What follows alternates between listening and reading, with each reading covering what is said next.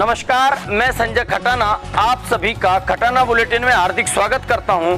आज हम हैं चंपावत के टनकपुर क्षेत्र में।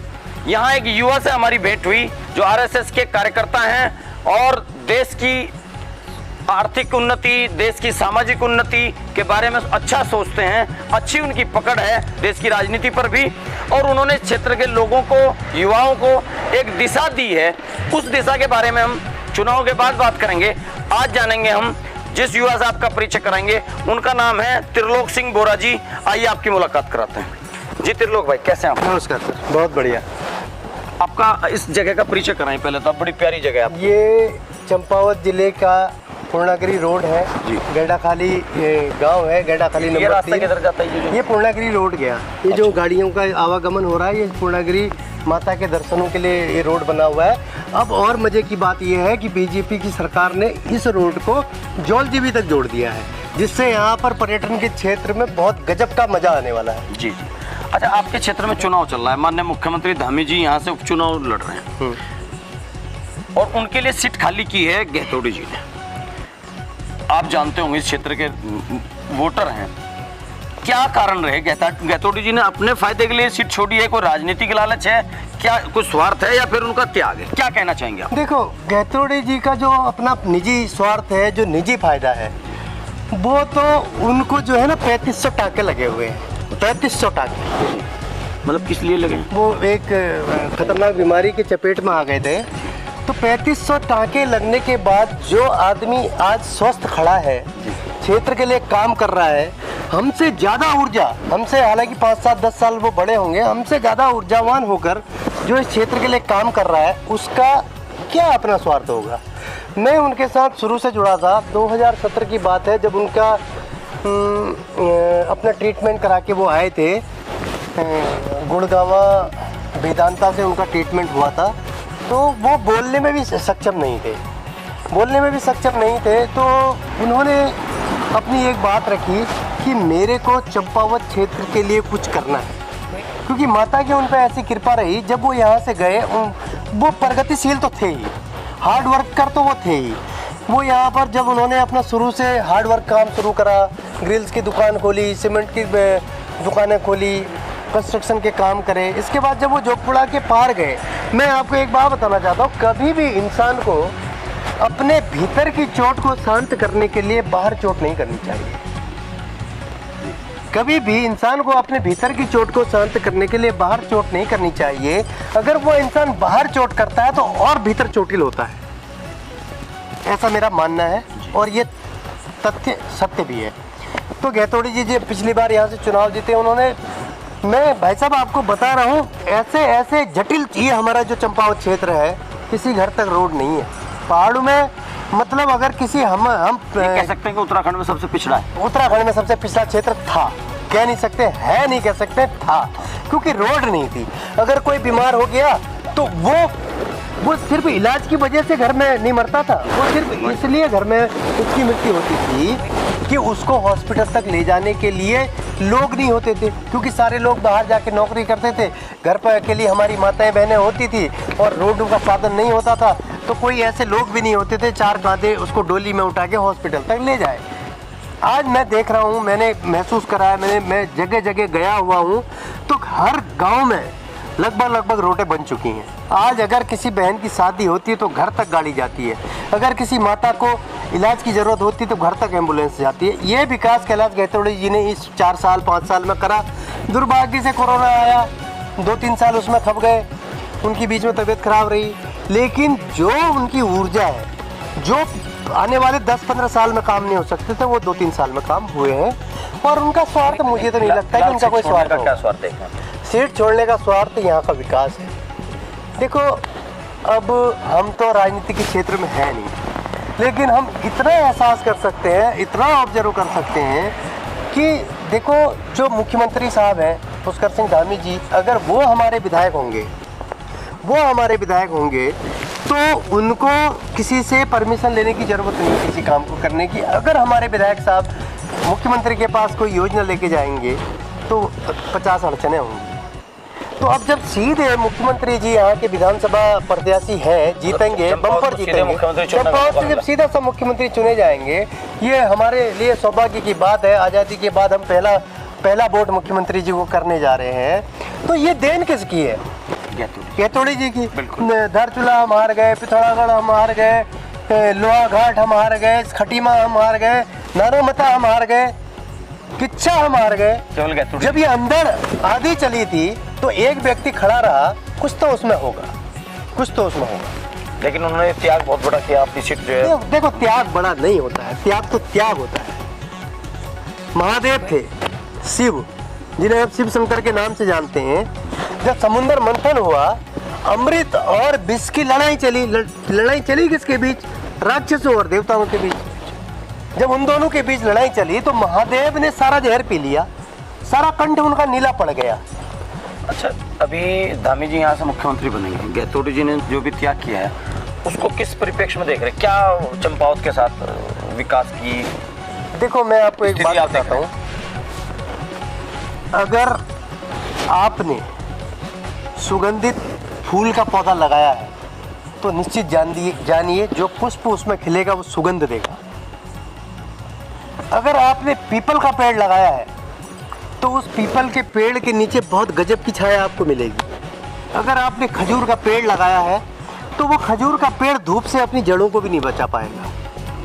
तो जो त्याग यहाँ पर कैलाश गैतोड़ी जी ने करा है, एक पीपल के पेड़ को यहाँ पर छाया देने के लिए चुना है, वो पीपल का पेड़ ऐसी गजब की यहाँ पर छाया देगा, मजा आएगा। 3, 4, 5 सालों में जो भी होगा बहुत गजब का होगा। धामी जी के व्यक्तित्व को कहाँ तक देख रहे हैं? देखो सैनिकों के सम्मान में सैनिक पुत्र मैदान, एक जमीन से जुड़े हुए व्यक्ति हैं, गरीबी उनने देख रखी है, मध्यम वर्गीय परिवार से वो है, सब लोगों की समस्याओं को वो जानते हैं। अगर आप सोने की कुर्सी पे पैदा हुए हो और सोने की थाली पे चांदी की चम्मच से खाना खा रहे हो, गरीब का दुख नहीं, जौहर की गति जौहर जाने, जो भी लागे होए। अरे मैं तो प्रेम दिवाली, मेरा दर्द ना जाने कोई। आपकी क्या तैयारियां हैं? आप भी मुख्यमंत्री साहब के चुनाव प्रचार देखो तैयारियां तो कैसी कार्यशैली चल रही है? मैं तो पता नहीं देख रहा हूँ, गैतोड़ी जी के लिए इतना विरोध था, इतना विरोध था, मतलब वही मैंने आपको बताया कि भीतर की चोट शांत करने के लिए आदमी बाहर चोट कर रहा था, लेकिन भीतर से चोटिल हुआ। गैतोड़ी जी ने फिर भी 5500 वोटों से यहाँ चुनाव जीता। यहाँ का आम आदमी, जिस आदमी को घर तक गाड़ी मिली थी, जिस आदमी को कोरोना काल में 2 वक्त की रोटी मिली थी, जिस बहन को शादी के लिए 51 हजार रुपए का दान मिला था। देखो होता क्या सर ना, अगर किसी गरीब के घर में शादी होती है और उसके पास कोई व्यवस्था नहीं होती है, अगर कोई उसको 11,000, 20,000, 21,000, 50,000 की मदद करता है तो उसको बल मिलता है सर, वो आगे की सारी व्यवस्थाएं जमा लेता है। और मैं साक्षी हूँ, मैं कन्यादान को मैंने भी दिया है और जितने यहाँ के प्रधान लोग हैं उन लोगों ने भी दिया है। हमारे कुछ लोग ये कहते थे कि माननीय विधायक जी, आप ये जो दान दे रहे हो, जो लोगों की मदद कर रहे हो, इसको एक रजिस्टर मेंटेन करो, आने वाले चुनाव में आपके काम आएगा। तो उनका कहना था कि ये मेरा चुनाव के लिए नहीं है, स्वभाव में उनके पर ये देखो प्रकृति ने जिससे जो खेल कराना है वो खेल उससे कराती है। लेकिन यहाँ आप देख रहे हैं कि कांग्रेस का झंडा तक नहीं दिख रहा, किसी दूसरी पार्टी का कोई बूथ नजर नहीं लगता, कि मुझे तो लगता नहीं कि किसी पार्टी का बूथ भी लगेगा। क्या स्थिति बनी है कांग्रेस का? जो आज हाल है ना देश में, मजबूत पार्टी कांग्रेस, जो कांग्रेस का आज हाल देश में अगर है तो उसकी जिम्मेदार बीजेपी नहीं है, उसकी जिम्मेदार कोई दूसरी पार्टी नहीं है, उसकी जिम्मेदार स्वयं कांग्रेस है। भाई साहब, इस देश के प्रधानमंत्री कहते थे कि मैं गरीबों के लिए 1 रुपया भेजता हूँ और 15 पैसा गरीबों को मिलता है। काहे के प्रधानमंत्री हो यार? अगर आपकी नाक के नीचे भ्रष्टाचार हो रहा है तो भ्रष्टाचार करने वाले से ज्यादा जिम्मेदार तो आप हैं। बिल्कुल, जो जिम्मेदार है घर का मुखिया है। तो देखो जो रचनात्मक दिमाग होता है ना, जो संरचना करना जानता है, मोदी जी आए, उन्होंने खाते खुलवाए, सब लोग कह रहे थे क्या होगा खाते खुलवाए, आज सीधा पैसा खातों में आ रहा है, 1 रुपए का बेनिफिट मिल रहा है, तो यहाँ आके 1 रुपया बन रहा है। तो कांग्रेस देखो, देखो ये हिंदुस्तान है, ये गंगा जमनी तहजीब है यहाँ की। रमजान में राम और अली 7 बजते हैं यहाँ पर। तो जब एक बार 1966 की बात मैं आपको बताता हूँ, जो मैंने पढ़ा है, लिखा है, कहीं देखा है। तो करपात्री महाराज एक हुआ करते थे, साधु थे, संत थे, सनातनी धर्म के करपात्री महाराज थे। काफी नाम। तो उस समय क्या था, दक्षिण भारत से ज़्यादा लोकसभा की सीटें आई हुई थी। तो लगभग दक्षिण भारत का प्रधानमंत्री बनना इस देश में तय था। तो लालच के स्वभाव में, अपने लालची स्वभाव के कारण इंदिरा गांधी जी करपात्री महाराज के पास पहुंचे, बोले कि गुरुजी कृपा करिए, देखिए अगर आप देना चाहते हैं, मतलब में आपको कुछ नहीं चाहिए, तो आप देने वाले हैं। बिल्कुल। अगर आप यहाँ बिल्कुल खाली पड़ा है, आपके कुछ नहीं है, न छल, न कपट, न राग, न द्वेष, हर चीज़ में आप राजी हैं, तो आप जिसको जो देंगे उसको वो पाएगा, ये यकीनन जानिए आप। तो करपात्री महाराज ने उनको, इंदिरा गांधी जी को कहा था कि जाइए आप ही प्रधानमंत्री बनेंगे, लेकिन मेरा एक आपसे ही निवेदन है कि आप इस देश में गौरक्षा का एक कानून बनाएंगे, गौरक्षा का एक कानून बनाएंगे। तो उन्होंने टालने के हिसाब से कह दिया कि बनाए।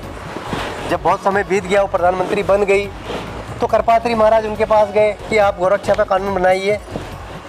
तो टालती रही, जो कांग्रेस का स्वभाव है, जो आज उनकी बर्बादी का कारण है, टालती रही। तो करपात्री महाराज ने सारे साधु संतों को इकट्ठा करके आगे गाय को लगा के चल दिए उनके घेराव को। तो वो सत्ता के मद में, सत्ता के नशे में इतनी चूर थी कि उन्होंने गोली चलाने का ऑर्डर दे दिया। जब वो गोली चली है तो साधु संतों की हत्या हुई है, जो आगे आगे चल रही थी उन गायों की हत्या हुई है। तो करपात्री महाराज बोले, इंदिरा गांधी, मैं तुझे इन साधु संतों की जो हत्या हुई है इसके लिए तो माफ भी कर देता, लेकिन जो ये गौ हत्या हुई है ना, इसके लिए मैं तुझे कदापि माफ नहीं कर सकता। और शायद आपको मालूम नहीं होगा, मैं आपको बताऊंगा तो आपको बड़ा अचंभा होगा। तो उस समय करपात्री महाराज ने इंदिरा गांधी से कहा था कि तेरे सारे वंश का नाश होगा, गोपाष्टमी को ही होगा। जिस दिन गौ की अष्टमी होती है उसी दिन तेरे सारे वंश का नाश होगा। संजय गांधी आकाश में मारे गए, उस दिन गोपाष्टमी थी। इंदिरा गांधी मारी गई, उस दिन गोपाष्टमी थी। राजीव गांधी मारे गए, उस दिन गोपाष्टमी थी। अपने गौ माता से, माता पूर्णागिरी से ये याचना करता हूँ कि अब आगे हमको उसके परिवार के साथ ना देखना पड़े, उन महाराज का जो श्राप है उससे उनको मुक्ति मिले। तो भाई साहब, होता क्या है, जवाहरलाल नेहरू हमारे प्रधानमंत्री बने, कपड़े धुलने जा रहे हैं विदेश हवाई जहाज में, सेना नंगे पांव युद्ध लड़ रही है कि आपको हमारे देश के, आप भी जाट समुदाय से हैं, गुजर समुदाय से हैं, तो हमारे देश में वीर अब्दुल हमीद थे, जाट रेजिमेंट है, गुजर रेजिमेंट है, कुमाऊं रेजिमेंट है, कहीं पर हमारा सैनिक कमजोर दिखता है क्या आपको? बिल्कुल नहीं दिखता है, ताकतवर हो गया। तो कांग्रेस के शासन काल में वो पत्थर खाता था। आज कश्मीर में किसी की हिम्मत है पत्थर उठा के? यही कारण मानते हैं आपके यहाँ सैनिक परिवार जाता है कांग्रेस देखो अच्छा, ये बताइए आप, जो क्षेत्र है आपका, अब आप कैसे देख रहे हैं कि चुनाव तक क्या माहौल बनेगा? देखिए साहब, और आप, एक सवाल भी है कि आप क्षेत्र के मतदाताओं को क्या अपील करेंगे? देखिए, चुनाव का माहौल तो बन गया है, अब लोग जागृत हो चुके हैं, बेहोशी में जीने वाले लोग नहीं रहे हैं। एक मुख्यमंत्री का चुनाव है, हम किसी विधायक को न चुन के सीधे मुख्यमंत्री को चुन रहे हैं। मैं समस्त क्षेत्र की जनता से कहना चाहता हूँ कि अगर हम मान लीजिए विपक्ष के नेता को चुन भी लेते हैं, मुख्यमंत्री तो बीजेपी का ही रहना है। अगर हम विपक्ष के नेता को चुन भी लेते हैं, मुख्यमंत्री तो बीजेपी का ही रहना है। तो विपक्ष के नेता को चुनकर हम करेंगे क्या? हम अपने क्षेत्र के साथ गद्दारी करेंगे, अपने क्षेत्र के साथ धोखेबाजी करेंगे, विकास के साथ धोखेबाजी करेंगे, जो इतने सालों से वंचित है यहाँ पर। भाई साहब, ये जो क्षेत्र है ना, ये इतना विकसित हो सकता है। अब गहतोड़ी जी के आने से, पुष्कर धामी जी के आने से मेरे को यहाँ का भविष्य दिख रहा है। यहाँ के हर युवा का ललाट मुझे बड़ा गजब का दिख रहा है। क्या आप अपील करेंगे आप? मैं समस्त क्षेत्र की जनता से हाथ जोड़कर अपील करना चाहता हूँ, किसी के बहकावे में ना आए, किसी प्रलोभन में ना आए।